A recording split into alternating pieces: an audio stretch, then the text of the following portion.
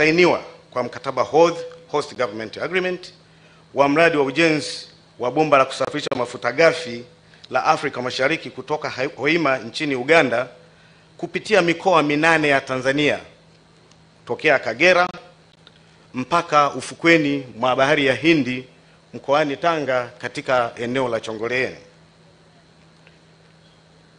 Kusainiwa kwa mkataba huu wa mradi muhimu wa bomba la kusafirisha mafuta ghafi ni uthibitisho mkubwa wa uendelevu wa mashirikiano baina ya serikali ya Uganda na serikali ya Tanzania na undugu wa damu wa wananchi wa serikali hizi mbili. Mradi huu utatekelezwa kwa ushirikiano wa serikali zetu mbili na sekta binafsi kupitia kampuni ya TOTO kutoka Ufaransa na kampuni ya Sinopec kutoka Jamhuri ya Watu wa China. Serikali ya Tanzania itawakilishwa na shirika la maendeleo ya petroli nchini TPDC, wakati serikali ya Uganda itawakilishwa na National Pipeline Company Uganda Limited, kampuni tanzu ya kampuni ya taifa ya mafuta ya Uganda ijulikana kwa jina la kifupi UNOC. Chambuzi za kina za kitaalamu zimefanyika katika mradi huu na kubainisha faida lukuki ambazo zitapatikana kwa kutekeleza mradi huu. Faida hizo zitagawanwa na wanahisa kwa kuzingatia mikataba iliyosainiwa. Katika hafla ya leo, pande zote za mradi zimeshiriki pamoja na viongozi mbalimbali wa ndani na nje ya nchi. Mheshimiwa Rais, kwa kuzingatia kuwa Mheshimiwa Waziri mwenye dhamana ya nishati nchini atapata muda wa kuelezea kwa kina mradi huu, naomba nichukue nafasi hii kuishia hapa ili kumpatia nafasi na uwanja mpana wa kuweza kuelezea mradi huu muhimu kwa nchi yetu na nchi ya Uganda kwa uwanja mpana zaidi. Mheshimiwa Rais Samia Suluhu Hassan, Mheshimiwa Rais Yoweri Kaguta Museveni, naomba kuwashukuruni. Asante.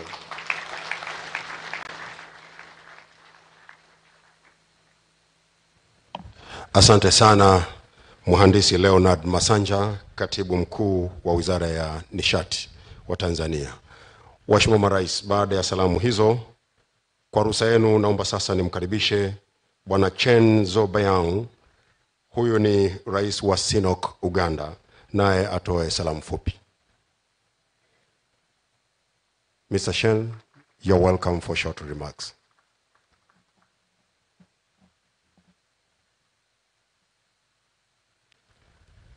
You may take that floor, please, that microphone. Okay.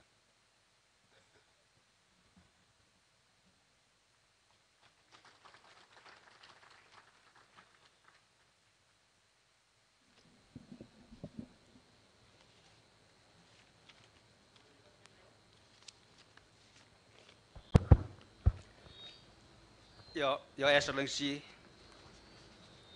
Samia Suluhu Hassan, the President of the United Republic of Tanzania. Mheshimiwa Samia Suluhu Hassan, Rais wa Jamhuri ya Muungano wa Tanzania. Your Excellency Yoweri Kaguta Museveni, the President of the Republic of Uganda. Mheshimiwa Yoweri Kaguta Museveni, Rais wa Jamhuri ya Uganda. Your Excellency Vice President of United Republic of Tanzania. Mheshimiwa Makamu wa Rais wa Jamhuri ya Muungano wa Tanzania. The Ministers, Waheshimiwa Members of Parliament, wabunge, President of Total E&P Africa, Rais wa Total na E&P Africa, Nicolas Terraz. Ladies and gentlemen, mabibi na mabwana, good morning. Habari ya asubuhi. It's with great honor and pleasure being invited here at the State House of Tanzania to participate in this signing ceremony of the Host Government Agreement, as well as witness this historical milestone moment for the ECO project. Ni heshima kubwa kwangu na furaha kubwa kualikwa hapa Ikulu ya Tanzania na kuweza kushiriki katika hafla hii ya kusaini mkataba wa wenyeji wa mradi na kushuhudia tukio hili la kihistoria katika mradi wa EACOP. I believe all the people here are sharing the same excitement with me. Naamini kila mmoja wetu hapa anayo furaha kama mimi nilivyo. Last month, 11th April, we achieved another big landmark for the EACOP and Lake Albert oil field project. Tarehe 11 mwezi Aprili pia tulitekeleza hatua kubwa kabisa katika mradi wa EACOP, lakini pia kwenye mradi wa mafuta wa ziwa Albert.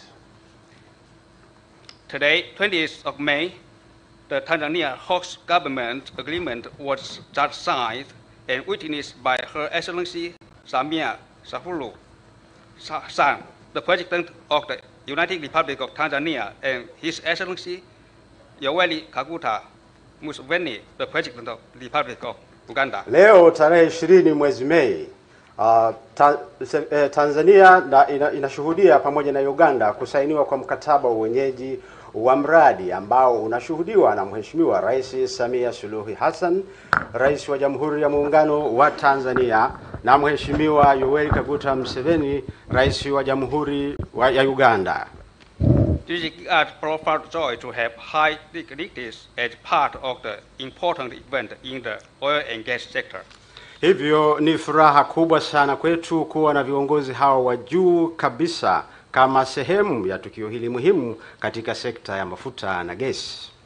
With all these milestones achieved, EACOP project and Uganda Lake Albert oil project will be stepping up rapid development phase, which bring us closer to first oil.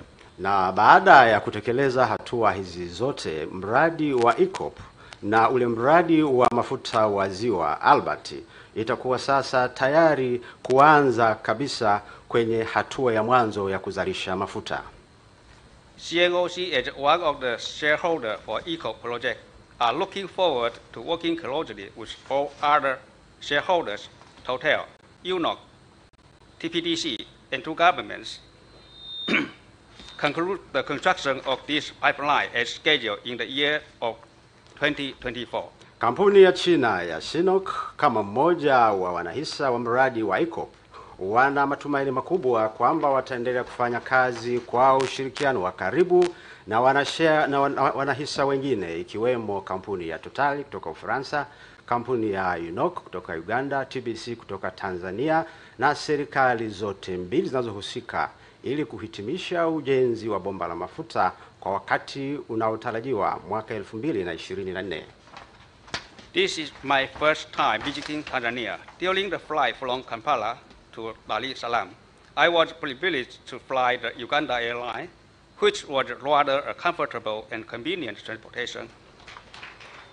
Hii ni mara yangu ya kwanza kabisa kutembelea Tanzania, na wakati nikiwa kwenye ndege kutoka Kampala kuja Dar es Salaam, nilipata fursa ya kutumia ndege za kampuni ya ndege ya Uganda, ambayo kwa kweli ni usafiri wa raha na muafaka kabisa. I also saw the new established terminal of Tanzania Airport. Isn't that amazing? Na pia niliweza kuona majengo mapya ya uwanja wa ndege wa Dar es Salaam na nilifurahi sana. I believe this success of EACOP project and Lake Oil project will also largely contribute to the development of two states and benefit Tanzania, Uganda, and even the East African people. Ninaamini kwamba mafanikio ya mradi wa EACOP na mradi wa mafuta wa ziwa Albert vitachangia kwa kiasi kikubwa maendeleo ya mataifa haya mawili na kuwanufaisha wa Tanzania, wananchi wa Uganda na wakazi wengine wa Afrika ya Mashariki. I wish we continue working closer together towards the progress of the oil and gas sector. Na tumaini tutaendelea kufanya kazi na kushirikiana kwa ukaribu ili kuleta maendeleo katika sekta ya mafuta na gesi. Thank you. Thank you. Ninawashukuru. Asante sana, tumpigie makofi mengi sana. Thank you so much Mr. Chen. Mheshimiwa Rais, naomba katika nafasi ya pili nimkaribishe Bwana Nicholas Terraz, Rais wa utafiti na uzalishaji wa kampuni ya Total Africa. Karibu.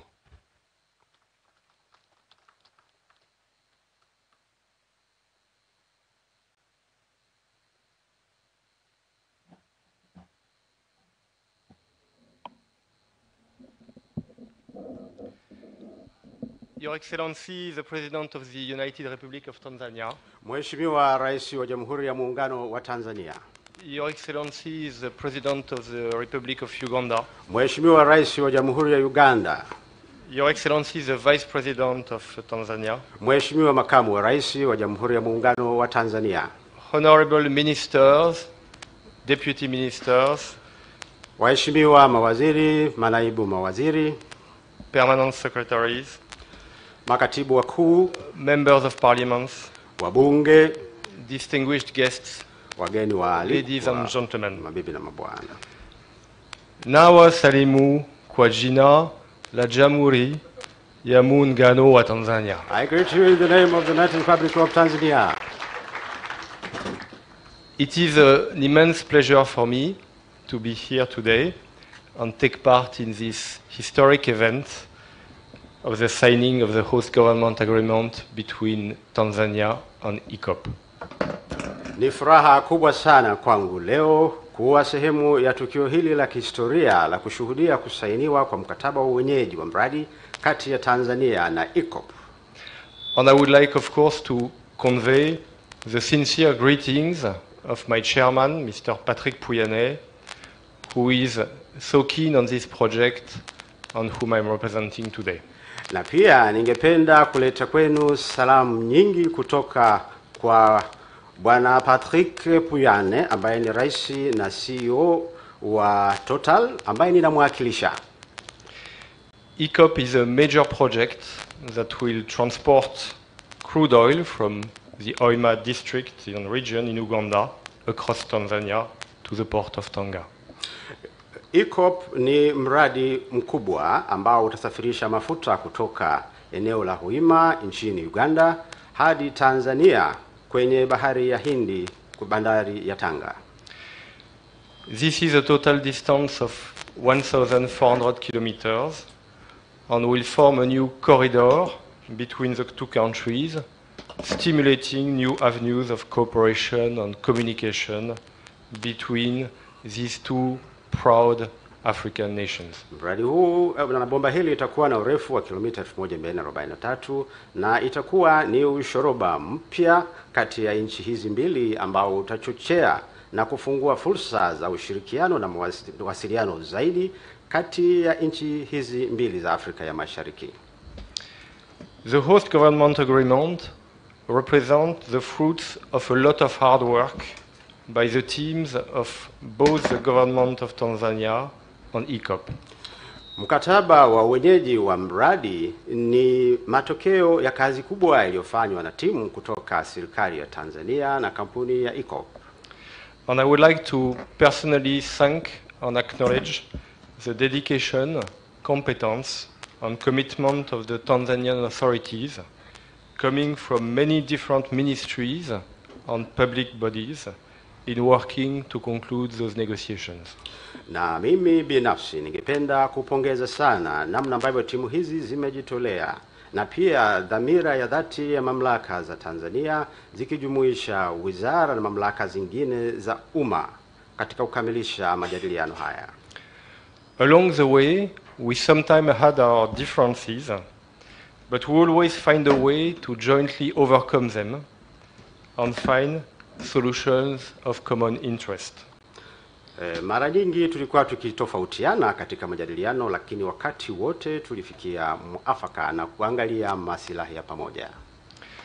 And it is also important to note that on a number of points where it was necessary to reach alignment with both governments of Uganda and Tanzania, this has always been done thanks to a very close tripartite dialogue at all levels, from President and CEO through ministers and permanent secretaries.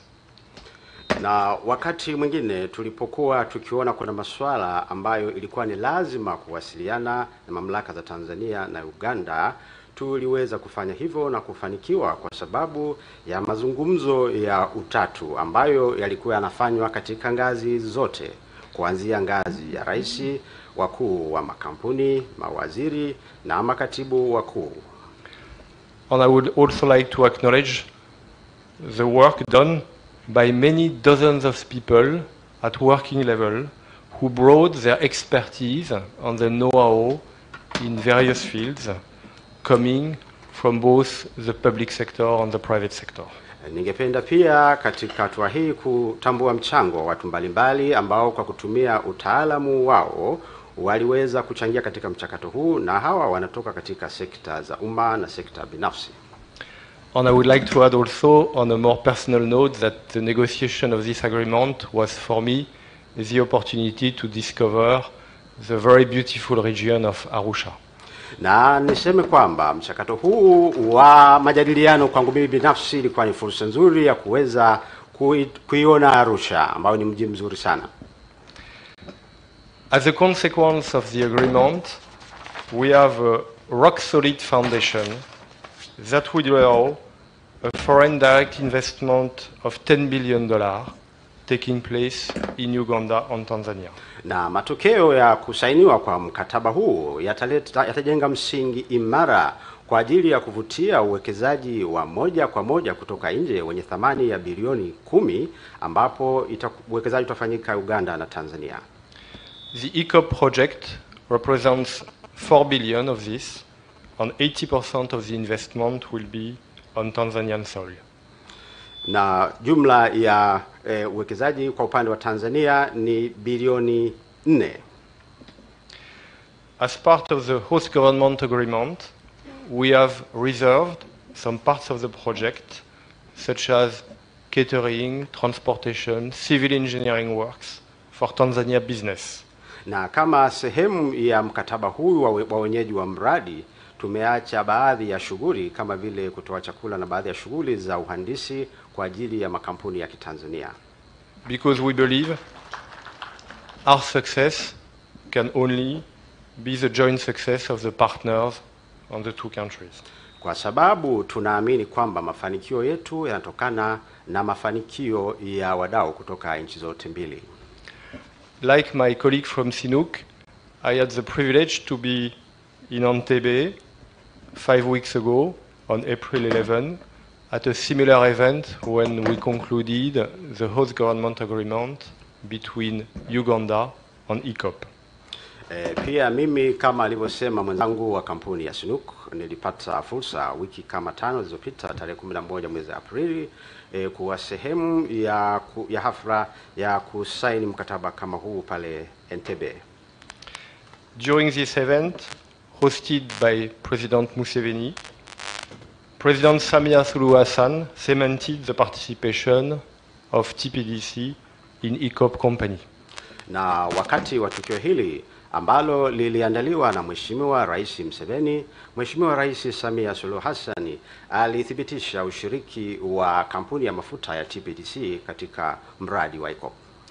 This is very important for the project because it means that Tanzania will participate not only as a host government but also as a co-investor in the project.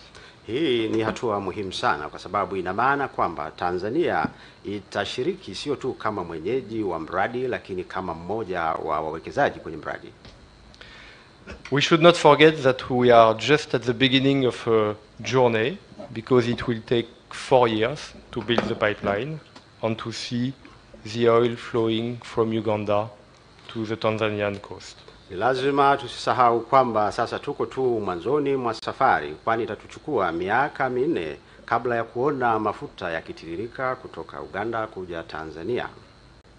And during this period, it is vitally important that we maintain the same spirit of partnership and efficient engagement that we have demonstrated in order to move the project to the next phases for the 25 years to come.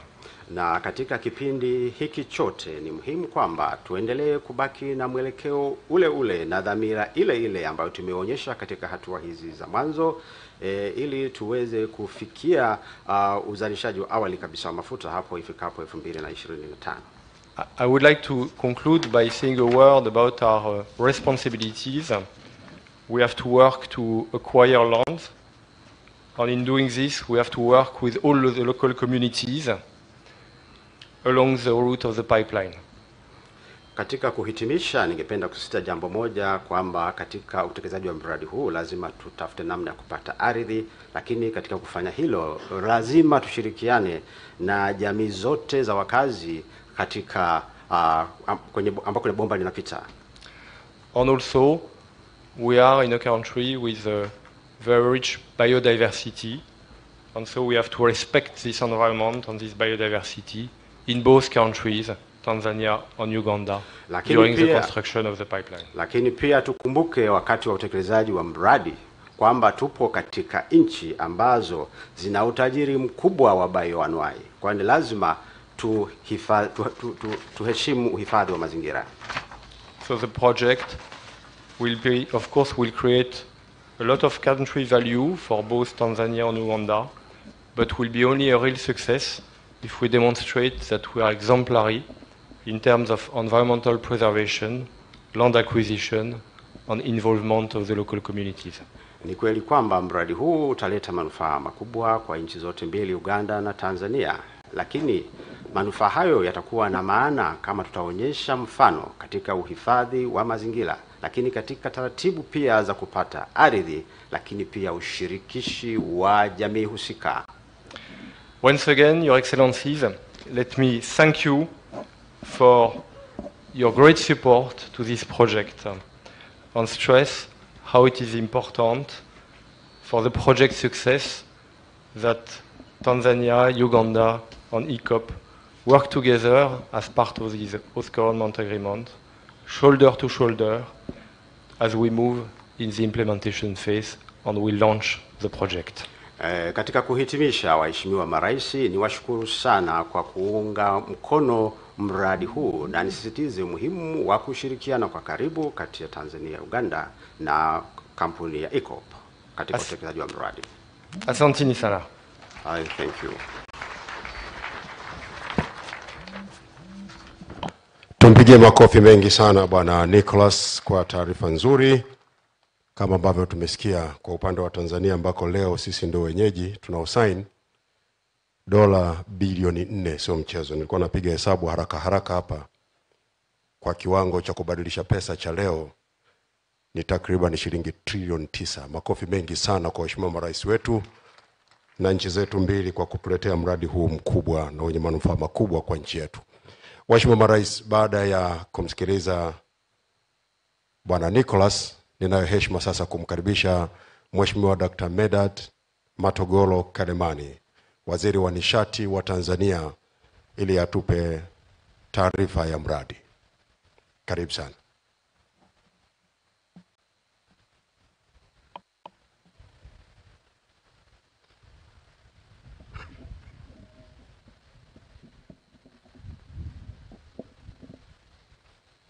Mheshimiwa Samia Suluhu Hassan, Rais wa Jamhuri ya Muungano wa Tanzania, Mheshimiwa Yoweri Kaguta Museveni, Rais wa Jamhuri ya Watu wa Uganda, waheshimiwa mawaziri mlioko hapa kutoka serikali zote mbili ya Tanzania na Uganda, waheshimiwa mabalozi, waheshimiwa wakuu wetu wa mikoa, waheshimiwa wabunge, waheshimiwa wakuu wa wilaya, bila kuwasahau wawakilishi wa Total na Sinok,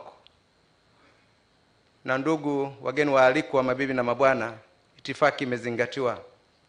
Mheshimiwa marais, siku ya leo ni muhimu sana kihistoria ya nchi zetu mbili, Tanzania na Uganda, lakini pia na ushirikiano wa wenzetu kutoka Ufaransa, kutoka Total na Sinok nchini Uchina. Mheshimiwa marais, nianze kwanza kutoa shukrani kwenu. Toka mwaka 2017 Mheshimiwa hayati Dr. Magufuli, Rais wa awamu ya 5, wa serikali ya Jamhuri ya Muungano wa Tanzania wakati ule na Mheshimiwa Yoweri Kaguta Museveni mliposaini mkataba huu kwa kukubaliana kupitisha mafuta hapa nchini kwetu. Na sasa nitoe shukrani kwa Mheshimiwa Samia Suluhu Hassan aliyechukua mradi huu wa kimkakati na kielelezo kwa nguvu nyingi sana. Tuwapongeze waheshimiwa marais hawa. Waheshimiwa marais, kazi nionayo ni kueleza kwa ufupi sana kuhusiana na utekelezaji wa mradi huu. Lakini kwa heshima ya pekee nitambue pia juhudi za serikali kupitia kwa Mheshimiwa Samia Suluhu Hassan. Mara tu baada ya kuingia madarakani alichukua jukumu hili kuhakikisha mradi unakamilishwa kwa haraka, na kwa kweli Mheshimiwa Rais Samia, tunakushukuru kwa kusukuma. Kwa niaba ya serikali kupitia wizara zetu tunakushukuru sana. Waheshimiwa marais, hatua za ujenzi wa mradi huu ziko 3.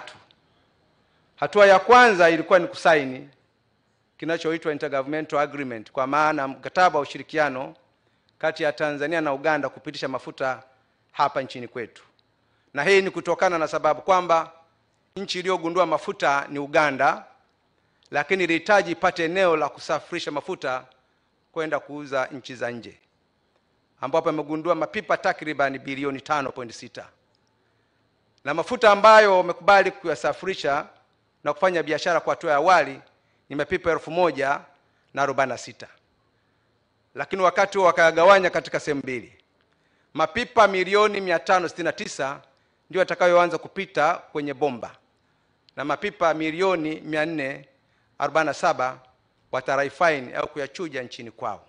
Kwa hiyo nichukue nafasi hii kumshukuru sana Mheshimiwa Yoweri Kaguta Museveni kwa kuichagua Tanzania kupitisha mafuta hapa nchini kwetu. Waheshimiwa marais, kazi muhimu katika shughuli za bomba hili ni 5. Kazi ya kwanza itakuwa ni ujenzi wa bomba lenyewe ambalo limeelezwa hapa na wataalamu itakuwa na urefu wa kilomita 1443. Hii ni kutoka Hoima nchini Uganda hadi Tanga Chongoleani hapa nchini kwetu. Hiyo ndiyo kazi ya kwanza itakayofanyika. Kazi ya pili, waheshimiwa marais, itakuwa ni kujenga maeneo ya vituo 8 kwa nchi zote mbili kwa ajili ya kusukuma mafuta. Vituo 2 vitajengwa nchini Uganda na vituo 6 vitajengwa nchini Tanzania. Na kati ya vituo 6 vya nchini Tanzania, vituo 4 vitakuwa ni vya kusukuma mafuta. Na vituo 2 baada ya Singida na Tanga vitakuwa ni vituo 2 kwa ajili ya kupunguza spidi ya mafuta ili yakatue Tanga. Hiyo ni kazi ya pili. Kazi ya tatu ni kujenga vituo vya kurainisha vyuma au mabomba, kwa sababu mafuta yana nta. Vitakuwa vituo 29. Kati ya vituo 29, vituo 22 vitajengwa Tanzania na vituo 7 vitajengwa nchini Uganda. Kazi ya 4 itakuwa ni kujenga vituo vya kufunga valvu, na hivyo vituo vitakuwa 76. Kati ya vituo 76, vituo 53 vitakuwa Tanzania na vituo 23 vitakuwa nchini Uganda. Na kazi ya 5 ya mwisho kwa ukubwa ni kazi ya ujenzi wa matenki 5 yatakayotumika kuhifadhi mafuta hapo kwenye bandari ya Tanga, ambapo kila tenki litakuwa na uwezo wa kubeba mapipa 500,000. Kwa kituo cha Chongoleani Tanga kitakuwa na uwezo wa kuhifadhi mapipa takriban milioni 2.5. Hizo ndizo kazi kubwa za mradi huu. Manufaa yake ni nini? Waheshimiwa marais na ndugu wananchi, mradi huu kama ilivyoelezwa utakuwa na manufaa makubwa sana kwa pande zote mbili, Tanzania na Uganda, lakini kadhalika kwa washirika wa ujenzi wa mradi huu, makampuni ya Total na Sinok, lakini pia kampuni yetu ya EACOP. Manufaa ya kwanza ya msingi yatakuwa pia, pamoja na mambo mengine, ni serikali zetu kushiriki katika umiliki wa bomba. Serikali ya Tanzania na serikali ya Uganda, kila nchi zitashiriki kwa 15%.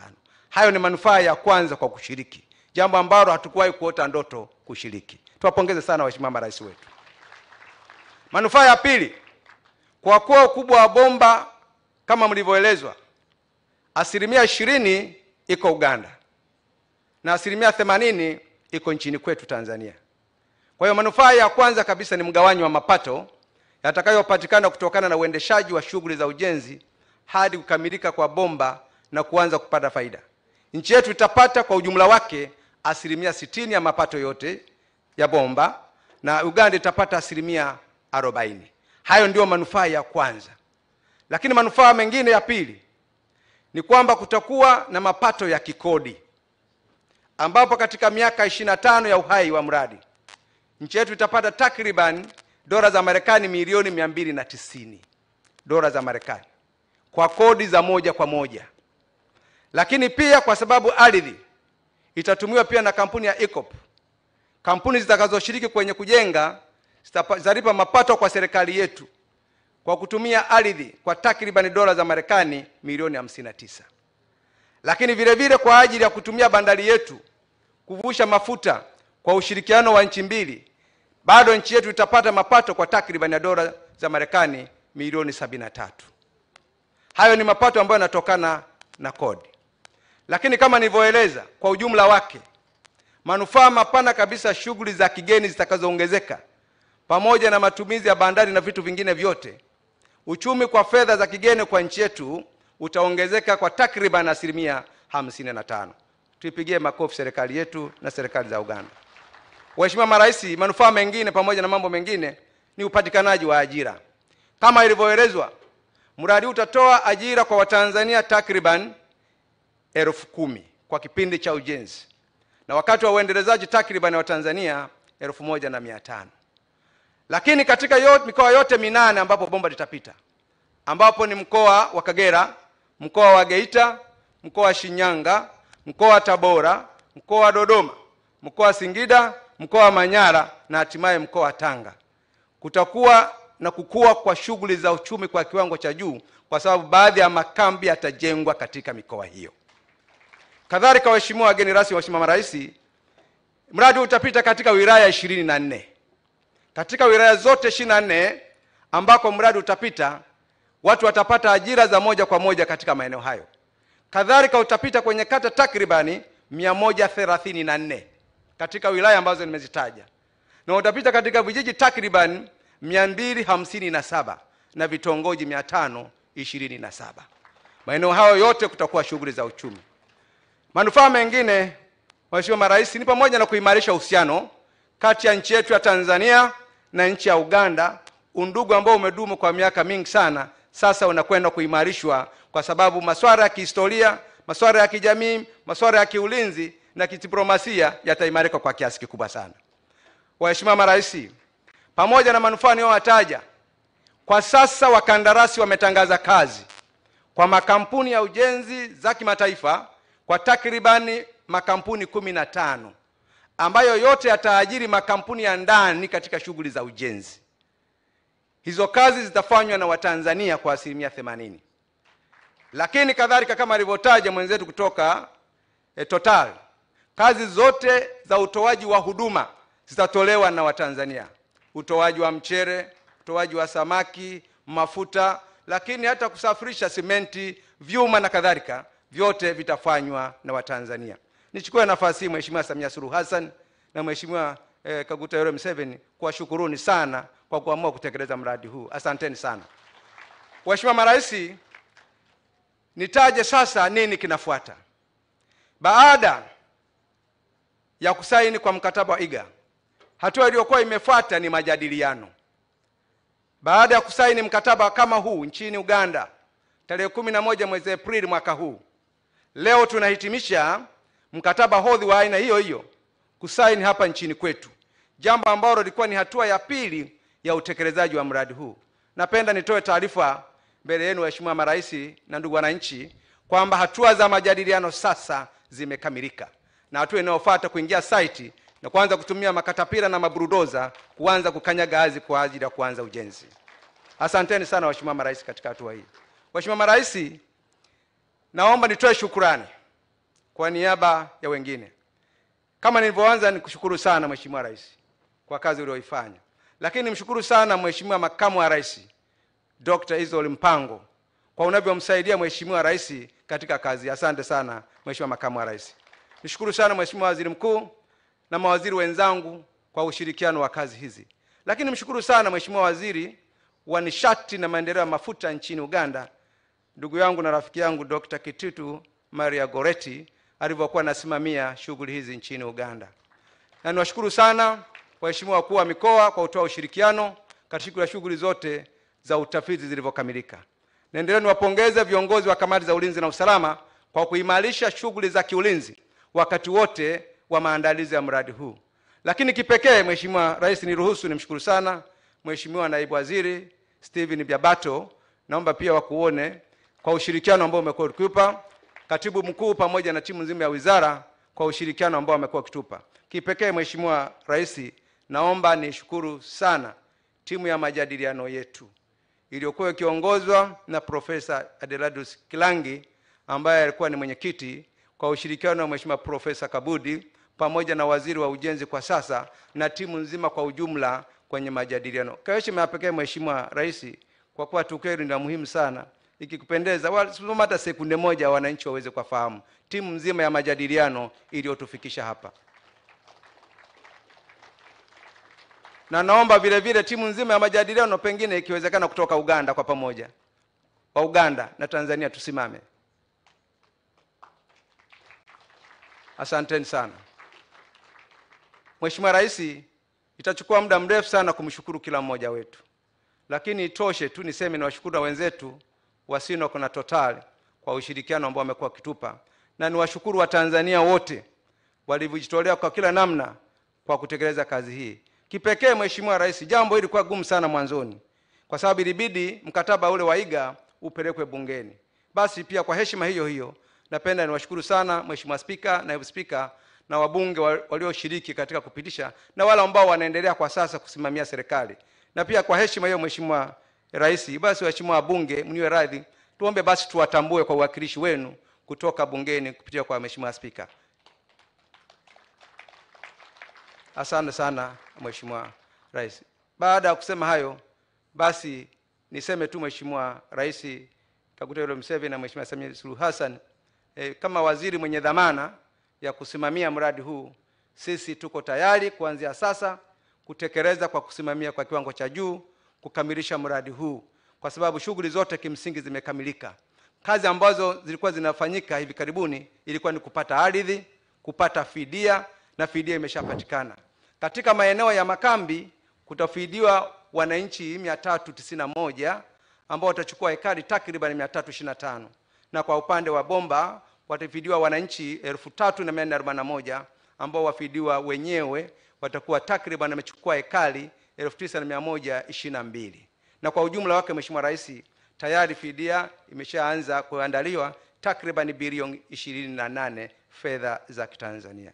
Baada ya kusema hayo Mheshimiwa Rais, sisi tuko tayari kwa maelekezo, lakini kabla sija kukaribisha, niombe kwa heshima ya pekee nimkaribishe Mheshimiwa Waziri Dr. Kititu Maria Goreti kutoka nchini Uganda, ambao tulikuwa tunashirikiana naye sana, aseme mawili matatu, na kisha nitawaomba watekelezaji watakao kwenda kusimama site nao watuhakikishie kwamba mradi unakwenda kuanza kutekelezwa.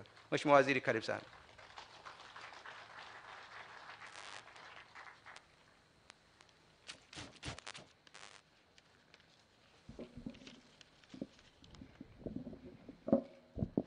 Your Excellency Samia Suluhu Hassan, the President of the United Republic of Tanzania. Mheshimiwa Samia Suluhu Hassan, Rais wa Jamhuri ya Muungano wa Tanzania. Your Excellency Yoweri Kaguta Museveni, the President of the Republic of Uganda. Mheshimiwa Yoweri Kaguta Museveni, Rais wa Jamhuri ya Uganda. Your Excellency the Vice President of the Republic of Tanzania, Dr. Philip Isdor Mpango. Mheshimiwa Dr. Philip Isdor Mpango, Makamu wa Rais wa Jamhuri ya Muungano wa Tanzania. Honorable Ministers and Deputy Ministers. Waheshimiwa mawaziri na naibu mawaziri. Representatives of the EACOP company. Wawakilishi wa kampuni ya EACOP. The members of Parliament. Waheshimiwa wabunge. Distinguished delegates, ladies and gentlemen. Wageni waalikwa, mabibi na mabwana. Your Excellencies, allow me introduce the team that I've worked with in Uganda, including the team that discovered the oil. Waheshimiwa marais, naomba kwa fursa hii niweze kutambulisha timu ambayo nimekuwa nikifanya nayo kazi huko Uganda, ikiwa ni pamoja na ile timu iliyovumbua mafuta. Like I said when we were in Entebbe, that this project has taken a while. Na kama nilivyosema tulivyokuwa pale Entebbe, mradi huu umechukua muda mrefu kidogo. About 9 years ago, I was in government and I coordinated the environment pillar of this project. Na kama miaka 9 iliyopita nilikuwepo serikalini na nilikuwa nikishughulikia masuala ya mazingira yanayohusiana na mradi huu. And I must thank His Excellency Yoweri Kaguta Museveni for appointing me to finalize the work that I started before. Na ninamshukuru sana Mheshimiwa Kaguta Yoweri Museveni kwa kunipa nafasi hii ili niweze kukamilisha kazi niliyoanza hapo mwanzo. So the team from Uganda, I have the Honorable Minister of Finance, Planning and Economic Development, Honorable Matia Kasaija. Tuna Mheshimiwa Matia Kasaija, Waziri wa Fedha, Mipango na Maendeleo ya Kiuchumi. With me I also have the Attorney General, Mr. William Byaruhanga. Tunaye Bwana William Byaruhanga, huyu ni mwanasheria mkuu wa Uganda. I have the Permanent Secretary, Mr. Kasande Robert. Tunaye pia Bwana Kasande Robert, huyu ni katibu mkuu. I have the Executive Director of the Petroleum Authority of Uganda, Mr. Ernest Rubondo. Tunaye Bwana Ernest Rubondo ambaye ni mtendaji mkuu wa shirika la mafuta la Uganda. Now, Mr. Kasande Robert and Ernest Rubondo were part of the team that discovered oil in Uganda. Bwana Kasande na Ernest Rubondo walikuwa sehemu ya ile timu iliyovumbua mafuta kule Uganda. I have the Commissioner General of the Uganda Revenue Authority, Mr. John Musinguzi. Tunaye mkuu wa mamlaka ya kodi Uganda. I also have the General Manager, Uganda Pipeline Company, John Habumugisha. He's representing UNOC. Tunaye John Habumugisha ambaye anawakilisha UNOC. I also have one of the board members of UNOC, Mr. Nagimesi. Tunaye Bwana Nagimesi ambaye ni mjumbe wa bodi ya UNOC. I have Madam Penina Ahebwa, the director at Petroleum Authority of Uganda. She has been very instrumental in these negotiations. Tunaye Mama Penina Ahebwa ambaye amekuwa akifanya kazi sana katika mchakato huu wa majadiliano. And I have Madam Mary Nankabira representing the Solicitor General of Uganda. That lady also did a very big job. Tunaye Mary Nankabira ambaye pia alifanya kazi kubwa sana, anamwakilisha wakili mkuu wa Uganda. Your Excellencies, I wish to congratulate the United Republic of Tanzania and the ECOP company upon the historic milestone today of signing this agreement. Waheshimiwa marais, ninapenda kutumia fursa hii kuwapongeza sana serikali ya Tanzania na kampuni ya ECOP kwa kusaini makubaliano haya leo ambayo ni hatua ya kihistoria kabisa. The signing of this agreement has unlocked opportunities for our people both in Tanzania and Uganda and the East African region as a whole. Kusainiwa kwa makubaliano haya kumefungua fursa nyingi kwa Tanzania, Uganda na wananchi wa Jumuiya ya Afrika ya Mashariki kwa ujumla wake. Your Excellencies, I'm happy to report that both the Ugandans and the Tanzanians have been very keen to come and get information and prepare themselves to be able to benefit in these economic opportunities which this project has unlocked. Waheshimiwa marais, ningependa kuwataarifu kwamba wananchi wa Uganda na Tanzania wamekuwa makini sana kufuatilia mwenendo wa mradi huu ili kuweza kunufaika na fursa zitakazotokana na mradi. So I wish to appeal to the ECOP company to expedite the next process required to ensure development of the project. Kwa hiyo ningependa kuwaomba viongozi wa kampuni ya ECOP kuharakisha hatua zinazosalia ili kuanza haraka utekelezaji wa mradi. I also appeal to them that the idea of local content should be taken as a priority. Na ningependa kuwasisitiza kwamba swala la kutumia rasilimali za ndani liwe ndio kipaumbele cha katika shughuli zao. I would also like to thank the government of Tanzania for the timely confirmation of its participating interest through the Tanzanian Petroleum Development Corporation.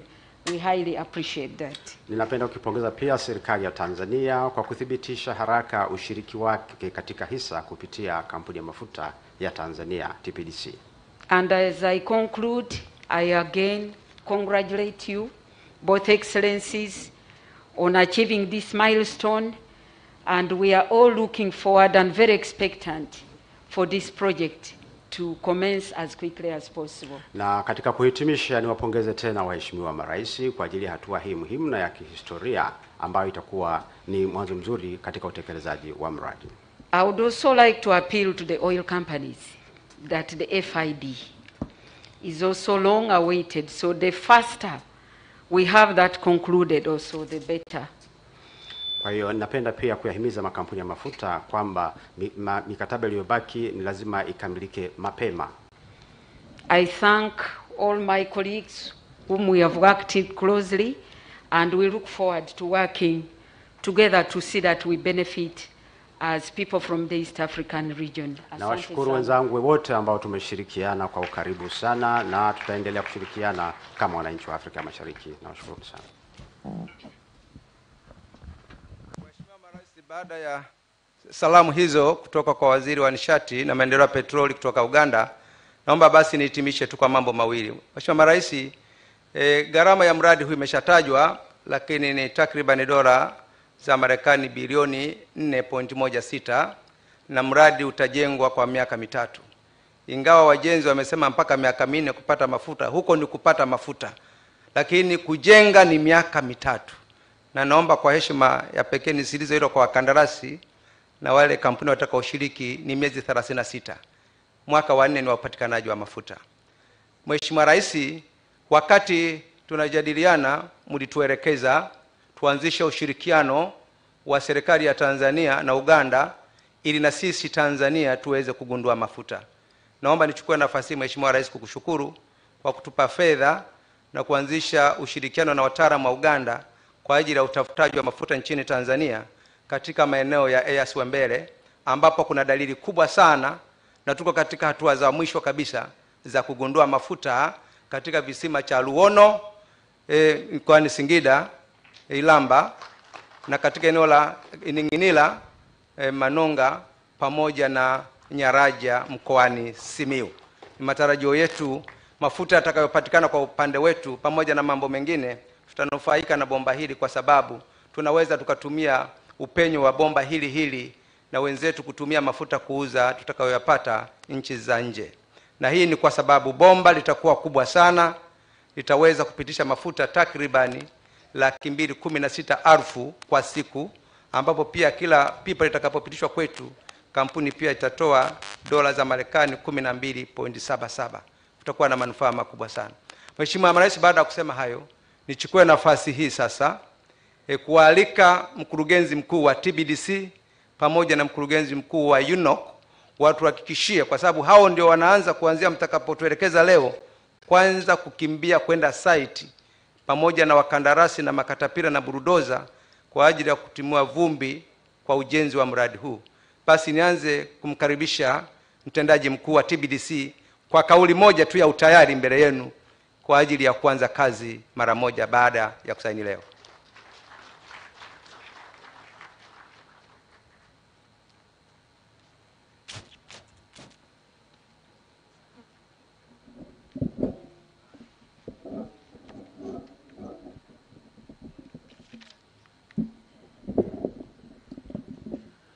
Mheshimiwa Samia Suluhu Hassan, Rais wa Jamhuri ya Muungano wa Tanzania, Mheshimiwa Yoweri Kaguta Museveni, Rais wa Jamhuri ya Uganda, Mheshimiwa Philip Isidori Mpango, Makamu wa Rais wa Jamhuri ya Muungano wa Tanzania, waheshimiwa mawaziri na manaibu waziri kutoka Tanzania na Uganda, waheshimiwa wabunge, wawakilishi wa Totali pamoja na Sinok, mabibi na mabwana, itifaki imezingatiwa.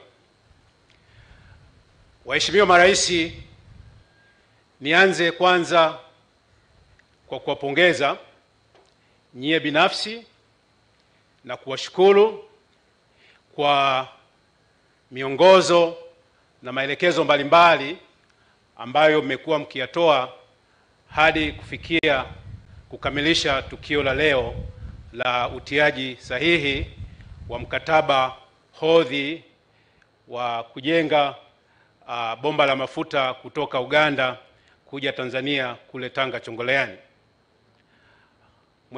Waheshimiwa marais, pili, nipende kuishukuru serikali kiujumla pamoja na kampuni ya EACOP kwa tukio la leo la kusaini mkataba wa hodhi wa makubaliano ya kujenga bomba la mafuta. Na vile vile waheshimiwa marais, kama wenzangu waliotangulia walivyosema, kwa ufupi kabisa, sisi TPDC kama wawakilishi wa Tanzania katika huu mradi ambao tunashiriki kwa 15%, ningependa tu nieleze vitu gani ambavyo tunatakiwa kuvifanya baada ya kuwa tumesaini mkataba leo. Kitu kikubwa ambacho tutakitekeleza na ambacho tayari tulishaanza kukitekeleza ni utoaji wa ardhi. Na katika utoaji wa ardhi uko katika maeneo mawili.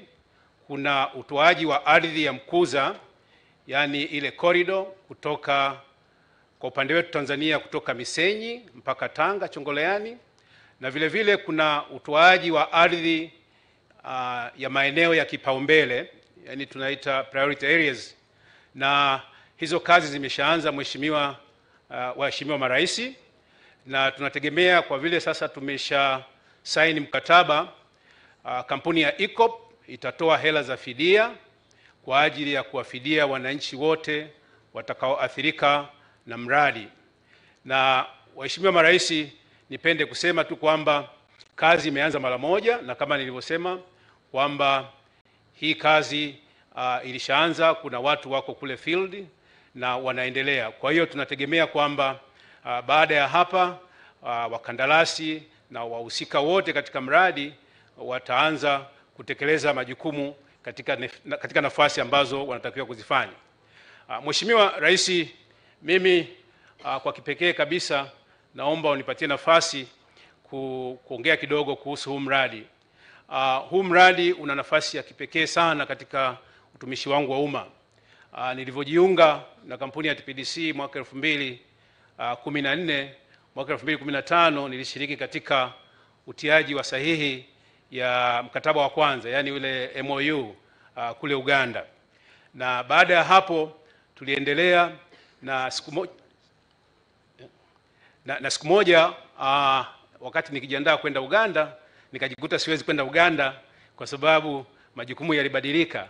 Na hivi karibuni tulivyokuwa mheshimiwa tunakwenda Uganda tena kusaini, nikajikuta tena siwezi kusafiri, lakini baada ya muda tena nikajikuta naweza kusafiri kwenda Uganda. Kwa hiyo huu mradi leo una siku ya kipekee sana katika nafasi yangu ya utumishi wa umma, na Mheshimiwa Rais, nikushukuru sana kwa kuniamini na bado kuniamini niendelee kulitumikia shirika la TPDC na kutekeleza huu mradi. Kwa hayo nawashukuru wote, wadau wote waliohusika, na tutaendelea pamoja. Asanteni sana.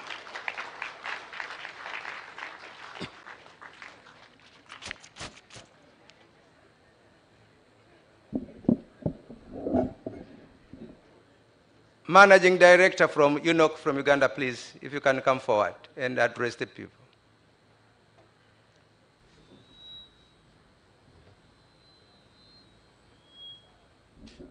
Your Excellency Samia Suluhu Hassan, President of the United Republic of Tanzania. Mheshimiwa Samia Suluhu Hassan, Rais wa Jamhuri ya Muungano wa Tanzania.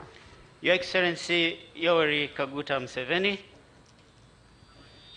the President of the Republic of Uganda, Mheshimiwa Yoweri Kaguta Museveni, Rais wa Jamhuri ya Uganda, the Vice President of the United Republic of Tanzania, Dr. Philip Isdor Mpango, Mheshimiwa Dr. Philip Isdor Mpango, Makamu wa Rais wa Jamhuri ya Muungano wa Tanzania, Honorable Ministers from the United Republic of Tanzania and the Republic of Uganda, Waheshimiwa mawaziri kutoka Tanzania na Uganda, representatives of the ECOP company, invited guests, ladies and gentlemen. Wawakilishi wa kampuni ya ECOP, wageni waalikwa, mabibi na mabwana.